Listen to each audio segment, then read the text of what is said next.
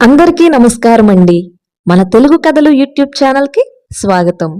ఈరోజు మరొక పురాణ కథతో మీ ముందుకొచ్చేసాను. ఇంకా కథలోకి వెళ్ళిపోదామా మరి? ఈ కథ పేరు సూర్యుడిపై జమదగ్ని ఆగ్రహం.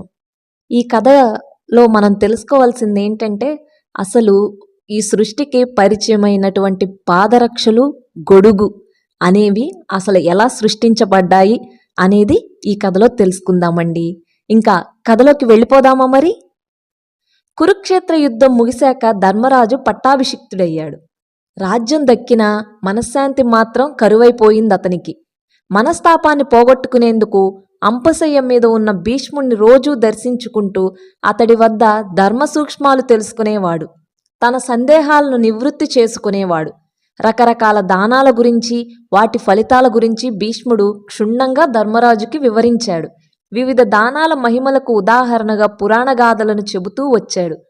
ఇలా చెబుతుండగా ధర్మరాజు, పితామహ, పితృకార్యాల్లో గొడుగు, పాదరక్షలు దానం చేయడం ఉత్తమ ధర్మం అంటారు కదా, వాటి మహిమను తెలుసుకోవాలని ఉంది. దయచేసి వాటి విశేషాన్ని వివరించగలరు అని అడిగాడు. సూర్య జమదగ్ని సంవాదం అని ఒక ఇతిహాసం ఉంది నాయన. అది నీ సందేహానికి సమాధానం కాగలదు.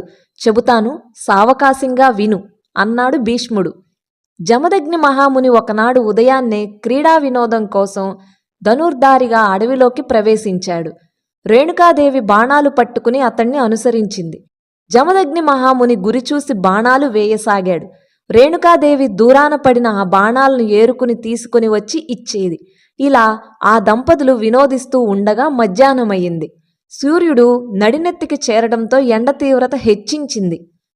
దూరాన పడిన బాణాలను ఏరుకుని తీసుకురావడంలో రేణుకకు కాస్త ఆలస్యమయ్యింది. దేవి, బాణాలు తీసుకురావడంలో ఈసారి ఆలస్యమైందేమి? అడిగాడు జమదగ్ని. స్వామి, ఎండ మండిపోతుంది, నేల కాలుతోంది, అడుగు వేయాలంటేనే కష్టంగా ఉంది. వేడికి తల దిమ్మెక్కి ఒక చెట్టు నీడను కొద్దిసేపు సేద తీరాను, అందుకే జాప్యమైంది బదులిచ్చింది రేణుక. ఏమిటి, ఎండ నిన్ను అంతగా బాధించిందా? సూర్యుడు ఇంతటి ఘాతుకానికి ఒడిగట్టాడా? ఆగ్రహంగా అడిగాడు జమదగ్ని. ఇప్పుడే సూర్యుడి పని పడతాను, నా బాణాలకు అతన్ని ఆహుతి చేస్తాను అంటూ సూర్యుడి వైపు బాణాన్ని సంధించాడు. జమదగ్ని మాటలు విన్నాడు సూర్యుడు. అతడు తనపైకే బాణం ఎక్కుపెట్టడంతో భయకంపితుడయ్యాడు. బ్రాహ్మణ రూపం ధరించి తక్షణమే జమదగ్ని ఎదుట ప్రత్యక్షమయ్యాడు. మహాముని, శాంతించు, ఆగ్రహాన్ని విడిచిపెట్టు అంటూ వినయంగా ప్రార్థించాడు. నువ్వెవరు అయ్యా బ్రాహ్మణ? మధ్యలో అడ్డు తగులుతున్నావు, తప్పుకో. సూర్యుడి మీద బాణం వేసి తీరుతాను, ఇప్పుడే అతన్ని నేల మీదకు పడగొడతాను నిప్పులు చెరుగుతూ అన్నాడు జమదగ్ని. తప్పుకోకుండా అక్కడే నిలబడ్డాడు బ్రాహ్మణుడు. మునీంద్ర, ఇంతటి క్రూర కర్మకు తెగించవచ్చా నువ్వు?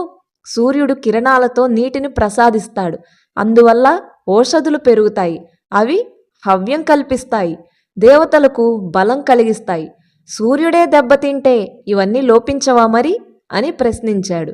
అయినా జమదగ్ని శాంతించలేదు. సూర్యుడిపై బాణం వేసి నేలపైకి పడగొట్టి తీరుతానంటూ హూంకరించాడు. అన్నంత పని చేసేస్తాడేమోనని భయపడిపోయాడు బ్రాహ్మణ రూపంలోని సూర్యుడు. మునీశ్వర, నేనే సూర్యుణ్ణి, నా వల్ల జరిగిన పొరపాటుకు మన్నించు. నువ్వు దయామయుడు అని ముల్లోకాలు చెప్పుకుంటున్నాయి, నీ శరణు వేడుతున్నాను, రక్షించు అని ప్రార్థించాడు. శాంతించాడు జమదగ్ని. సూర్యుణ్ణి గౌరవించాడు. సూర్యుడు తన సంకల్పంతో సృష్టించిన పాదరక్షలను, గొడుగును జమదగ్ని ముందుంచాడు. ఇది వరకు లోకంలో ఇవి లేవు. గొడుగు వల్ల శరీరానికి, పాదరక్షల వల్ల పాదాలకు నా వేడి తాకదు. అపూర్వమైన సృష్టి ఇవి. సద్బ్రాహ్మణులకు, గ్రీష్మ తీవ్రతకు అల్లాడుతున్న వారికి, వీటిని దానం చేసిన దాతలకు ఐహిక, ఆముష్మిక సౌఖ్యాలు దక్కుతాయి అని చెప్పాడు సూర్యుడు.